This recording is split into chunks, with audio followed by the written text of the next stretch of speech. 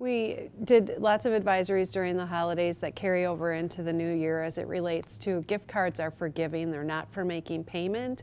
And so consumers were buying gift cards truly for giving, but when it came to excessive amounts, we needed to be sure consumers weren't actually trying to follow through on a phone scam where they were asked to make a payment by gift card. And we saw a number of different variations where scam artists demanded payment by gift card in 2018, and we'll continue to see those in 2019, and they relate to the IRS calling, they relate to warrants out for consumers' arrest, and now currently we have the Social Security Administration scam going on where the Social Security Administration, the fake SSA, is contacting consumers and indicating that their Social Security number is going to be suspended because of suspicious activity or that it's even been involved in criminal activity. So consumers would be very concerned with that, as you never want your number deactivated or suspended in any form.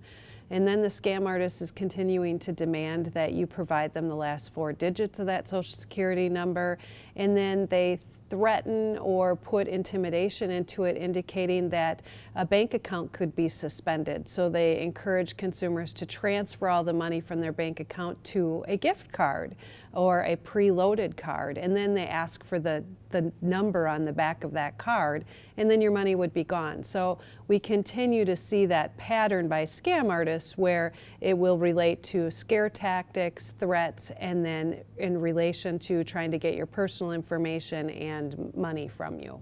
We've also seen this year already, scam artists are impersonating Netflix. They're sending out an email and they're indicating that there's a problem with consumers' user account and that they've discontinued activity because they can't receive payment. So they need you to update your payment information. And as polite as they are, they've of course included a link in the email so you can just quickly do that update of the payment information. So some indicators with fake emails that we want to remind consumers about is the fact that you will often see grammatical errors. You'll see spelling issues. In this case, one of the tips that you can notice in the Netflix email is the use of a number of British terms, and they use center, C-E-N-T-R-E, rather than the standard English version of C-E-N-T-E-R.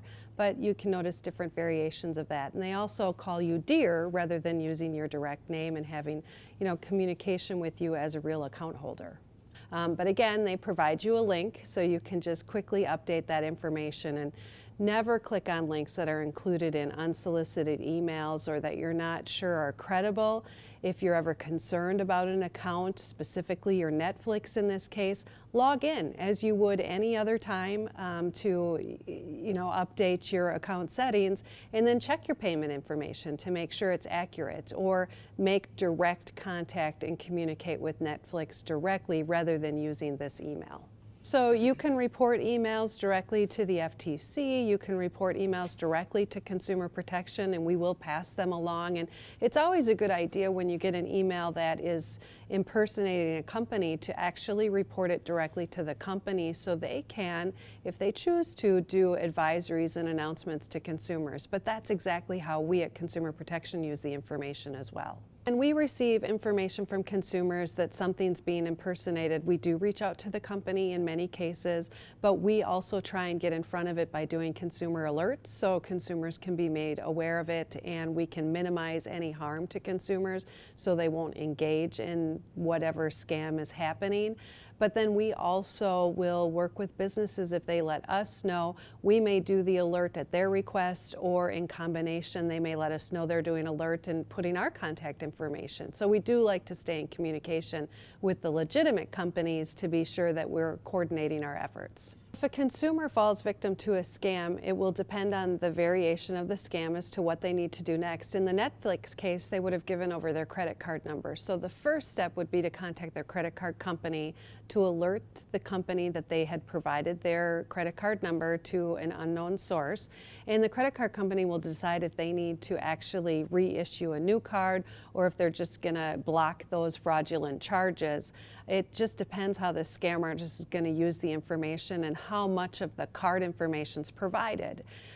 Depending upon the type of information, if it led to any more personally identifiable information, your social security number, your date of birth, other personal information, as it relates to identity theft, Consumer Protection would provide you a number of steps as it relates to placing a security freeze on your credit report so no one can take out extensions of credit, or maybe just a fraud alert so you can be notified of activity.